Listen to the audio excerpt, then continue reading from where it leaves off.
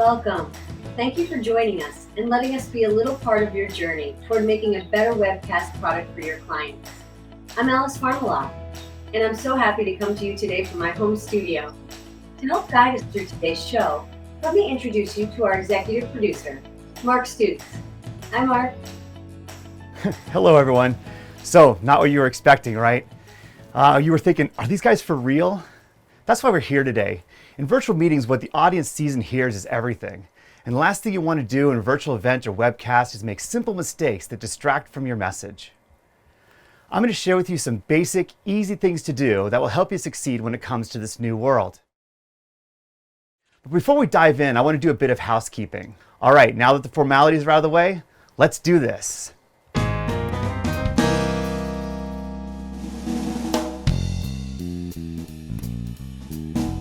Let's start with some level setting and expectation managing. We all have individual challenges. Some of us have slow internet or unreliable Wi-Fi. Others have kids, pets, and even the roommate who plays Fortnite all day. And then there's those that live on noisy streets or have neighbors that fight all the time. So we need to control what we can to prevent the other stuff from piling on. We've all had our attention drawn away during a meeting. You're thinking, wait, what did they just say? What are they talking about? If it's hard to see, hear, understand, or follow, people are going to go away. That's why we want to minimize distractions to maximize effectiveness. Let's help our audience focus on the content by creating a presentation that's memorable for the right reasons. Think about putting on a live show. You consider everything from the foyer to the fountain and back and how each may reflect on your brand. Even in the smallest, darkest ballroom, you try to get the most out of everything, making it feel bigger than it is. We're going to transition that thinking to your online venue. Look, you're all beautiful people, right? And we want that to come across, even on the small screen. So this is all about upping your game. But here's what we're not doing today. Streaming platforms is a whole discussion on its own. We'll go over some of the technology, but we won't do a deep dive in the pros and cons of each streaming service. The methods I go over today, if done well, will translate to any platform. So if your organization already uses one that's a specific tool, that's okay.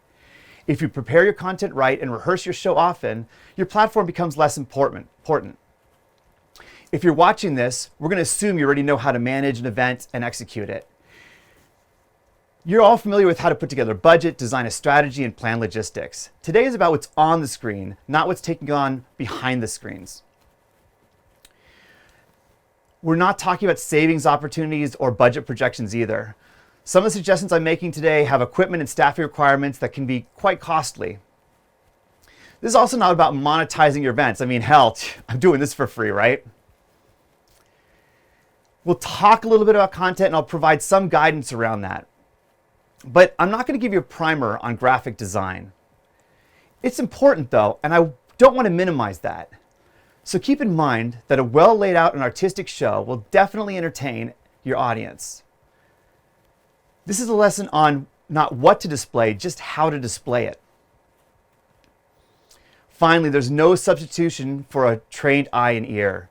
If you have the budget and time, engage your favorite virtual producers. It's more important than ever to lean on those professionals. We can help you plan and react to this very fast-paced world we're all experiencing. All that said, please bear with us today. We're using a skeleton crew to bring you this webcast at no cost. Today, I'm the production team, the director, and the talent. Normally, I'd only be one. Well, let's admit it, usually two of those. So you may see a slip up or a few glitches. Let's all pretend they were intentional to prove a point, okay? We'll get through them together, all right?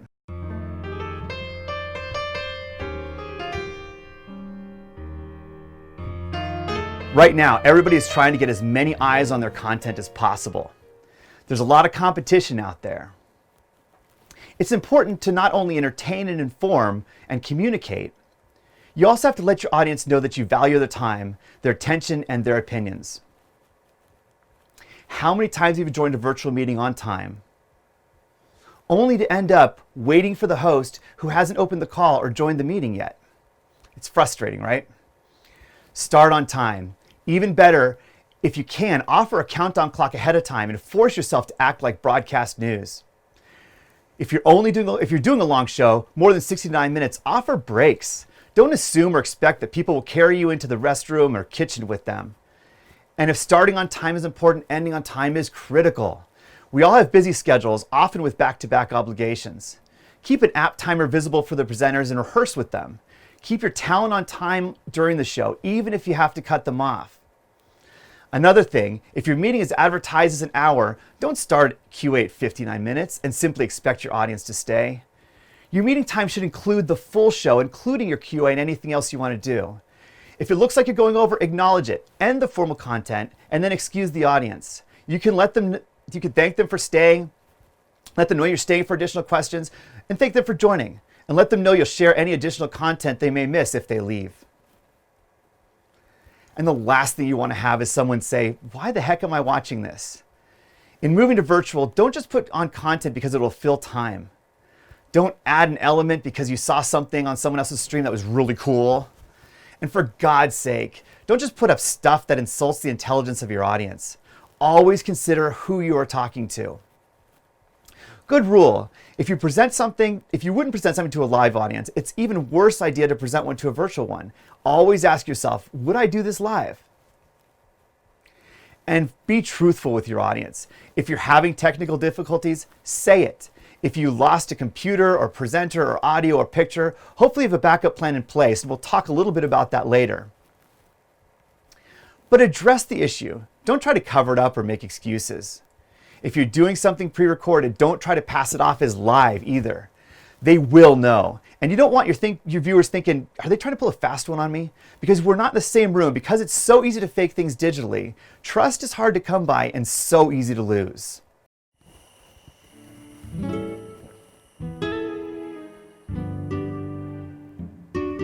Let's be realistic. We've all seen the dog in the background or saw kids photobombing an interview on national news. There's no avoiding distractions when broadcasting from home and remote offices, but simple things can be done to minimize them. For example, make sure to schedule your deliveries around your virtual meetings or vice versa. If you can't do that, a simple sign on the door can be an easy fix. Inside, we have much more control. Make a checklist to silence your phones, unplug the landline, give the dog a bone, and send the kids outside and check whatever else could even remotely make a noise. I mean, if you haven't done it in a while, go ahead and change those batteries on the smoke detector. Close all the applications you don't intend to use on your computer, especially the email. And whoever is presenting should set do not disturb on their computers. Let's take a look at how to do that now, okay? So we're on a Macintosh, and if you have a touchpad, you can swipe to the left with 2 fingers. That's going to bring up this notifications tab. You'll notice mine says do not disturb already. If I scroll it up just a little bit, this is normally the view you'll see if it's not on. Go ahead and click that on. If it's off, you'll see all these notifications that would have come up during my broadcast. If you don't have a touchpad, you can go ahead and click the System Preferences, click on Notifications, and then click on Do Not Disturb. On the PC, it's pretty much the same. What you do is if you have a touch screen, you can swipe left on your touch screen. If you don't have a touch screen, you go down here and pick up the Notifications tab. Then go ahead and look for something that says Focus Assist. Focus Assist, you want to click that twice and click Alarms Only. That'll make sure that nothing shows up on your screen. Go ahead and go into Settings as well. You can see there's all these rules you can set up so that Do Not Disturb shows up, or the Focus Assist shows up during all of your broadcasts and things like that. So when you have an app in full screen mode, it doesn't show up in case you're in a conference room or something like that. All right, let's continue. Hey, all right. Yeah, yeah, yeah, yeah. Let's talk home studios. When it comes time to picking your locations, as a rule of thumb, you never want to be featured on Room Rater. If your content is the priority, then don't let your rooms be the show. Avoid high traffic areas and long hallways that could create a tunnel vision behind you. Simple is better for everything from bandwidth to compression. The easier it is for your computers to package the scene, the better the stream will look. On the other hand, you may have a keynote speaker who wants to tell us that he's really well read by sitting in front of a library of books. That works because he's the focal point. But otherwise, it's often better just to be sitting in front of a simple background or a white sheet like I'm doing today. That said, if you're super proud of your kitchen, then by all means, use it as a studio. But stay tuned for the audio lesson in a little bit because it's going to be relevant. Good lighting is the easiest way to enhance our production. Let's check in on Alice and see if she's been listening to my advice so far. Hey, Mark. I wanted to share my setup with you. I have lots of natural light, which should be great, right? But it seems to be hard to see my face. What should I do? Look, natural light may be great for photography, but it's not your friend in video. It's way too unpredictable. Everything from the sun moving to clouds to wind in the trees change a perfect look to terrible in minutes. If you don't own enough lights that are bright enough, just close the shades to avoid halos and bursts on the screen. This goes for decorative lights you may want in a shot as well. Lights behind the talent, whether a window or a lamp, will not give the effect you're looking for. Always check for mirrors and glass and other reflective surfaces in your shot that may cause the light to reflect on your camera. But a dark room creates a grainy and noisy picture too. So plenty of light on the background is absolutely necessary. If you don't have lights to effectively brighten the room, you may have to compromise and let that sunshine in. Just make sure it's coming from behind the camera if at all possible. Good lighting is hard to do, and there's a reason people get paid good money to do this for a living. But let's go over some basic concepts. What you want is light coming from behind you at eye level, or in front of you, at eye level. Do your best to avoid shadows on the subject. A white sheet on the opposite side of where your light is coming from is going to even things out nicely. It's going to reflect that light. Light temperature is a term you're going to want to get used to as well. So often streams right now look brown because these white light bulbs, soft white, are actually create a brownish tint. So my advice is to invest in a couple of bucks in a portable on-camera LED light. I mean, there's a reason that Kim Kardashian has an iPhone holder with an LED light built right in. Let me show you this light right here. This is a cheap battery-operated on-camera light. It can change color temperature, so I can match what my scene is looking like. If you notice down here, that light doesn't look good. And up here, you can see it's reflecting too much off the top. So you definitely want to have the light as front as possible. You also want to make sure that it's even throughout the area, because that's going to help you not have dark and light spots in your shot. What you wear is also as important as where you are. I'm sure you've heard before, but clothes really does make the woman. The thin lines and high contrast patterns will not compress well and can often cause weird strobing effect. Here's some simple rules to follow. No reflective or shiny clothing. Patterns and pinstripe cause a ton of problems. When in doubt, go plain vanilla. Just avoid blending into your background.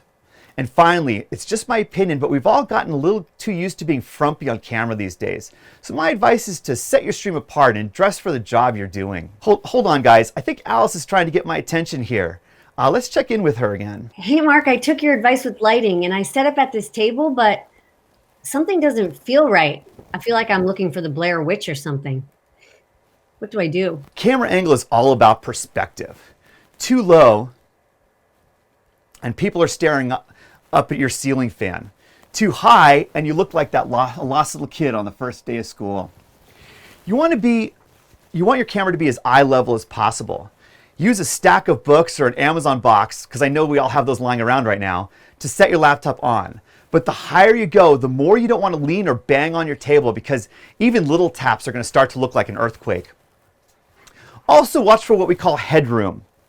You don't want your hair to be touching the top of the screen, but make sure your eyes are at least 2/3 of the way up. If you have multiple presenters, try to get them to frame themselves the same by moving closer or farther away from the camera. Do this till everyone has a similar size. That avoids people looking like they have giant heads. As far as equipment, if you have the budget, use a professional camera, or an HD digital camcorder works well if you have an interface that turns them into a webcam. You're going to get the best picture with the best color. Another great alternative is right now in your hands. Most phones have decent cameras. Just realize that the camera on the back is mostly better than the one on the front. You should send your talent a selfie stick on a tripod like this one. If they're holding it during the webcast, they're going to move it all around and you're going to make people sick. right here. Right here, this subject, keeping eye contact, is why I decided to do this webcast in the first place. Everyone is having conversations looking at their screens instead of into the camera lens. But looking at the camera really engages your audience and gives you the feeling they're talking right to them. And they always say eye contact promotes trust. Check out my setup real quick. I've got a screen behind my camera here. And what that's doing is making it so that I can look and see my camera behind without taking my vision off the screen. Down here, this is my production monitor. That normally wouldn't be there during a scene. Notice the blankets and stuff hanging all around. We'll talk about those later. It's a good idea to record yourself in rehearsal and see what your tendencies are, and work on keeping eye contact on that red or green dot. That's your camera indicator. So to demonstrate what I'm talking about, I'm going to do a quick interview with Alice. So, Alice, how have your kids been spending their time these days? They're good. My daughter's dancing a lot, and my son, he's been doing a lot of homework. School isn't over for him yet.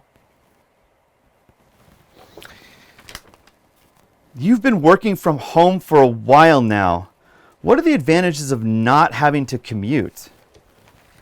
It's both good and bad. You can get a bit of cabin fever, but it's also helped us get motivated to go outside and get some exercise. I am able to plan meals more, so we're eating healthier. I do find that I'm getting more work done, so that was surprising. For me, I feel like looking at the camera is hard and feels mechanical, especially when I'm listening to a response while still on camera. But when we look at the playback, it looks really natural. What do you think, Alice? I definitely think it's tempting to look at yourself and see what you're doing. But I think it helps the final product if you do engage the audience. So I look at the screen every once in a while because I'm human. Right. So did we convince you? Are you all converts now? I think this really does make a tremendous difference in quality. Before we move on, I want to thank Alice for helping us out today. Let me throw you a big virtual hug. All right, if a picture's worth 1,000 words, then good audio is priceless. If you have access to them, your best bet is to use a professional microphone, even handheld when possible. This will give you the best audio quality. If you're used to a computer microphone, then I recommend using a headphone still when you to listen to the feedback. This avoids talkback and feedback that you may run into. If you do use your computer speakers, turn them down as much as possible so you can still hear the show, but it's not coming through your own microphone. Another alternative is to use a phone headset. The Pro, they're great at noise canceling, but the con is the audio quality on cell phone headsets is pretty tinny. As important as quality audio is, if you're having audio issues online, it's better to call in than having choppy, delayed, or dropping audio any day. Having a phone already dialed in is a great backup plan for fast recovery too. At any rate, muting your line when appropriate is just good manners. If you aren't presenting, go on mute, it's good practice. But make a habit of looking in the bottom corner for the microphone to see if the indicator says that you're talking and that your voice is coming through on the feed. Finally, always check your audio levels, content versus microphones versus music. There's nothing worse than blasting music, forcing you to turn down the stream, only to not be able to hear when the talking starts. We've all been on conference calls and noticed someone's gone to the bathroom. You know what I'm talking about, right? You can totally recognize that echo, even if they don't flush the toilet. So when choosing your location, what the room is made of, hardwood floors, high ceilings, makes a difference to the audio quality. Obviously, smaller is better and crisper, and carpet is much better than tile. But if you think you found your perfect location, just pull out your cell phone, put it a couple of feet away, and record yourself. Then play it back and hear how it would sound on the stream. You may need to pad the room. Surround yourself with fluffy things, right? Build half a fort. Put blankets on the ground, on the windows, doors, and even on the ceiling fan. It cuts down on the echo and really makes a big difference. One of the hardest things to avoid is auxiliary noise. Avoid turning paper using loud mice and keyboards, especially when you're off camera. Try not to shuffle stuff around. You'd be surprised what that microphone picks up. If you're using your laptop's mic, just remember when you're typing, you're basically banging right on your microphone. Nobody appreciates this, okay? And a breeze may feel nice, but it blows for your microphones. So cool down the room early and avoid fans if at all possible. If you have the time and budget, a home studio setup in a box can take out as many variables as possible, letting you test and make sure everything works ahead of time without being your talent's technical support. Package a shippable studio that can be easily set up. You can send a step and repeat or a background behind them, include a battery-operated on-camera light, an HD camcorder mini tripod with a computer interface included with a Surface or a MacBook Air. Or as I said before, an iPad or an iPhone with a stand will work well too. And they can be pre-programmed. And then you have the luxury of having 2 signals to stream, just in case one of them is weak. And of course, include your microphone and earpiece. This works great for virtual large conventions and trade shows because everyone will have similar setup and it really helps with the continuity.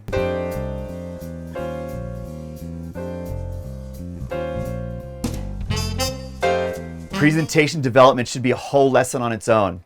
And if you'd like that lesson, tell us in the comments. But here are the basics. First, look up the broadcast terms title safe and action safe on Google. Learn it, live it, love it, and always respect it. Use good contrast and colors and avoid gradients. Gradients may look great on screen, but for virtual, they don't compress well and end up looking really blocky. Next, pick an easily readable, simple font and use a larger size than you normally would for live production. If the rule for you is 24 for live, you want to go 30 on virtual. Now, pull out your phone and look at your deck and see if you can read it. If you can't, you're still too small. As far as animation in your slides, I personally don't think people use them enough in their virtual decks. But you don't want to get lost in intricate timings. Keep them simple. Definitely practice your timings and then practice going backwards, being able to navigate in case something goes wrong. Also, quick, large animations don't work well in webcasts, especially on slower connections. If you need to do something complicated, consider recording and playing it back as a video. And finally, animations shouldn't be a replacement for good, informative content. All that said, it's still a show, and multimedia keeps the screen moving and fresh. Think of all the work you put into a stage lighting and changes, backgrounds, etc. Your deck is a powerful tool to move this into the virtual world. The more you can make your content dynamic and interesting with pictures and colors, the more engaged your audience will be. But here's the real trick. It's time for another demo. Let's go into slide mode.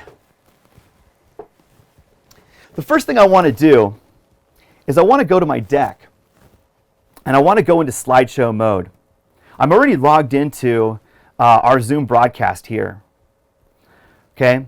Once I'm in slideshow mode, I'm going to go to my Zoom and I'm going to click share screen. And then I'm going to look for PowerPoint slideshow here. Click on that, share that, and now all of my animations are available and it looks really clean. Instead of watching a broadcast where I see all the different slides on the side, I can now see everything as glorious as it's supposed to be. Moving on. I think images are much better than words. Use them where you can as metaphors, but don't overwhelm. In this case, my talking head is the image, if that makes sense. Keep your text to a minimum and stick with the highlights.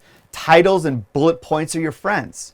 You're competing with emails, phone calls, kids, dogs, cats, birds, and the UPS guy. Help your distracted user come back and easily rejoin exactly where you are. A simple rule is that unless you really expect them to read it, don't even put it on the screen. Imagine looking at this slide on a cell phone. Whatever you're trying to say, it's definitely not going to come across. Our screens have gone from being measured by feet to being measured in inches. We need to break apart the complicated slides to their simplest terms. If it's that important to show, send it ahead of time as required reading or after the meeting so that the audience can review it and digest it later. This is basic advice, but if you wouldn't do it during a live presentation, then why would you do it during a webcast? The basic rule is to hit your bullet points on the slides and don't just make a novel as a deck and then read it. Your audience will be wondering why you didn't just make a white paper and publish that when you could read it at their own leisure. Remember, you have to be just as entertaining as you are informative.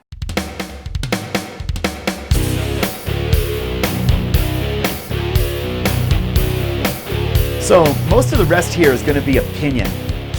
None of it is required, but please listen to me here. I only have your best interest in mind. I cannot stress the value of practicing enough. You did it in the ballroom, do it on the virtual stage. Rehearse your transitions, handoffs, slides, connecting computers, and panel discussions. Make sure that you address the delay of talking over the internets with your panels. Do it enough, and you'll discover issues before they discover you. This is also an opportunity to learn your presenter's strengths and weaknesses, and be flexible to changing your approach to fit them. You may find someone is more engaging when interviewed rather than just giving a droning lecture like this one. But stay genuine. Don't practice so much that you start to sound robotic. If you have to read a script like I am today, use a teleprompter. You've all been horrified by a live speaker who reads their downstage monitor and never looks up. No one wants to watch someone just look off camera and read their screen. That's the worst. Actually, that's a good way to think about it. Anything that doesn't look good on an in-person event is 10 times worse on a virtual one. Words to live by, I think. And I do encourage providing interview questions ahead of time. I do. But just like you don't want a live panelist referring to a sheet of paper on stage, you don't want your online respondent reading their answers off their screens. It looks canned and feels impersonal. Don't let the monotone lose your audience. Video is great, but don't be lazy. If you're asking for someone to spend their valuable time watching a live webcast, don't show a 20+ minute video, especially just to fill time. You're going to lose your audience, and if they think they could have just watched this on YouTube, they're going to wonder why they're here. I don't care if this content is complicated. In the words of Bill O'Reilly, do it live! That said, it's not a bad idea to pre-record your whole show if the audience size warrants it, just in case you run into technical difficulties and need to throw something online. Cut it down to segments that flow with your transitions and have it ready if you need to. You can't anticipate every situation, just like in a live event. Think about what could go wrong and have a plan of action. It's okay to bring your audience along for the ride. This is what keeps things interesting, right? If you have a team in multiple locations like we do now, everyone should have a full run of show, a copy of the deck and all of the materials, and be ready to take over if needed, even if it's a lower tech than the original. Dead air is our sworn enemy and should be vanquished as quickly as possible. And just like a fire drill, you need to practice this too. The other day I was watching a show and I heard someone chime in right in the middle of the presentation. Someone somewhere across the internet, giving the talent direction on his camera position. This sucks for everyone involved. Set up a backstage where you can address issues and wrangle your talent. Set up a conference call like in the other ear, or place a cell phone with a group chat in eyesight. You'll thank me later. The next time I hear someone say that their kids are watching Netflix and using all their bandwidth, I'm going to lose it, all right? It's time to teach the kids what a DVD is and how to use the player. This goes for everything. Plug into wired internet if you have the ability to avoid Wi-Fi issues. Then turn off anything connected to your network, including your smart TV, smart fridge, and tell Alexa she needs to go away for a while. Okay, I'll see you later, Mark. Finally, set your cell phones to cellular data. Everyone's plans are unlimited now. You have no more excuses. Okay, I get it. Everyone is coming up with great ideas for content and interactivity. All I'm asking is that you consider the impact on your audience message and ROI. Don't do it just because someone says it's the hot new thing. Think about the consequences and audience reaction to what you're planning. Consider the execution. Can you match how well it was done? Can you improve on it? Remember, everything new is old again. There's only so many treasure hunts I can go on. Well, unless it's a sales meeting, those guys are super competitive, so go nuts. And this leads me to polling. Polling seems to be the one go-to move for everybody to show engagement. But polls need to drive the conversation. Using a trivia poll proves that 50% of your audience doesn't know that Salem is the capital of Oregon. And don't just ask questions you don't want to know the answers to, or push a poll to drive a certain response. It's a waste of time, and you lose participation attention over time, and sometimes the respect of your audience. And isn't that why you wanted to do polling in the first place? Polling needs to be relevant to your content and should be acted upon in order to be a valuable tool. That said, we do have a poll at the end we'd love you to take, all right? Please. Web meetings are not YouTube, which can cache video signals for smooth, high-definition viewing. Live streaming is the enemy of bad content because the signal has to be so small in order to travel over the internet and still be as live as possible over slower connections. That means it smashes the heck out of anything, and anything that's less than great quality will look awful. This means only use the best quality full-size images. There's no such thing as zoom and enhance, no matter how many times they do it on CSI. Don't show a recording of a stream over a stream over a stream. But if you have to, at least edit the slides back in. Fonts get fuzzy after just one copy. And if you do pre-record an interview, have both sides record the conversation locally and then edit it together. It's easier than you think and will be a much better experience for everyone. No. Just say no to virtual backgrounds. I mean, when I first saw this, I thought, cool. But I can make myself into a unicorn and talk. But you don't want to see that in a virtual meeting, do you? Or maybe you do. I don't know what you're into. I won't judge.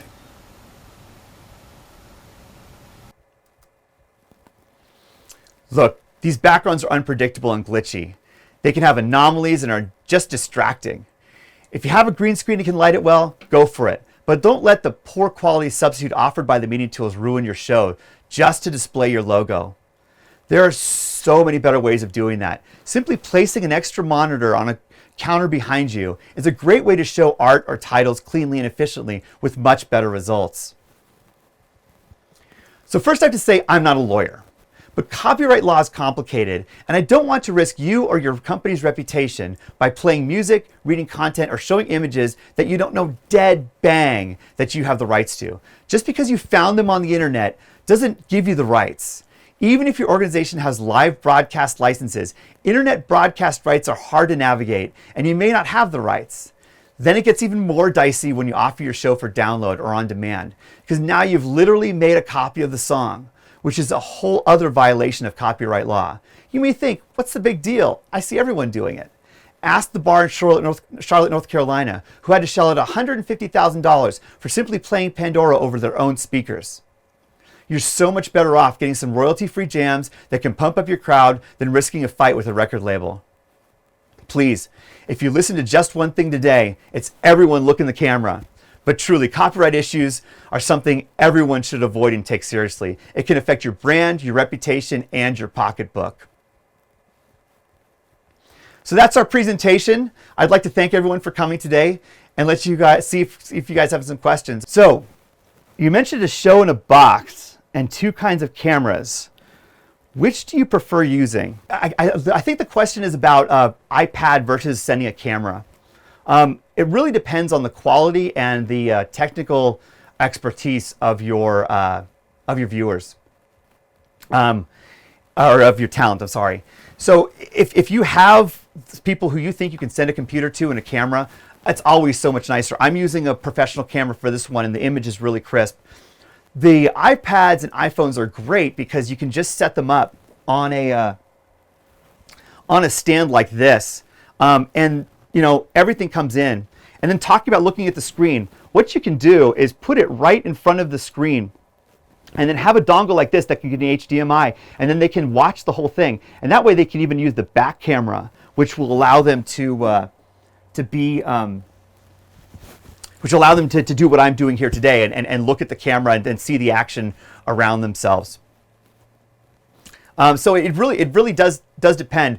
I of course like the professional cameras better, but then I'm good at technical support as well. I've been doing technical support with my relatives in Germany my whole life, so I can help out with that. The iPhone, obviously, you can set everything in. So yeah, if you can set everything up, you can have everything pre-programmed in. All you have to do is hit the button to connect and then go. Where do you find royalty-free music? It depends on how much you want to spend. So for expensive, like ones they use in commercials, I use Universal Music. They're really expensive. They are not usage rights they are usage rights protected. So once you buy the license, then you own that song for a year or two, and nobody else can use it in their stuff. So if you want to have protection like that, you can go to Universal. Otherwise, there's iStock, Adobe, Shutterstock. They all have either subscription. No, Adobe only has subscription. Shutterstock and iStock offer a single purchase as well. If you're going to use more than one song, I do recommend a subscription. But then these songs can be used by anybody, and then but you can only use them once in your own stuff. So it really depends on which service you want to go with. Is your background sheet literally a sheet or a white 9 by? No, it's okay. This is literally a bed sheet. I do have one of my other scrims behind it because the sheet was showing through. But yeah, this is literally just a sheet that I put on. I did buy a steamer to give myself a little bit of to get some of the wrinkles out. But other than that, yeah, this is literally a sheet, and it's really easy to do. The trick is to stretch it. So if you have clothespins, to actually stretch it out, and then it's going to look really nice, just really nice and flat. And then some of the small wrinkles here, you can't even see over the video, so you don't have to be totally blank. Well, okay, that's a real okay. That is a question for what you want to do. So Zoom is great for doing meetings, obviously. Zoom is great for doing these sort of webinars. Their quality isn't actually as good as some of the other people when it comes to your broadcasting. So if you really want to do a good broadcast, there's a bunch of other services out there, and there's way too many to mention, but you can definitely look them up. If you want a Zoom-like product, there's meetings, there's Teams from Microsoft. Google has a product now. Amazon has a product now. So each one has different rights and different subscription methods. But if you're doing a trade show or you're doing a convention or you want to have breakouts and things like that, I would go to a specific tool that does these breakouts. There's one, I think it's called Meeting Play, from the people at Marriott, which actually has some great features. It has like social networking features where you ask a certain questions and AI matches you with other people. So there's a bunch of stuff out there that does really good conventions and trade shows, where Zoom and these other ones, they're more just single broadcast webinar, one-to-many things. Obviously, if you're doing many-to-many, so you're doing a meeting with a ton of people, Zoom is one of the best and one of the cheapest alternatives. Okay, everyone, I had so much fun, and hopefully you did too. I want to thank everyone who helped to get all this together, as well as all of you for watching. Have a great day, stay healthy, and good luck.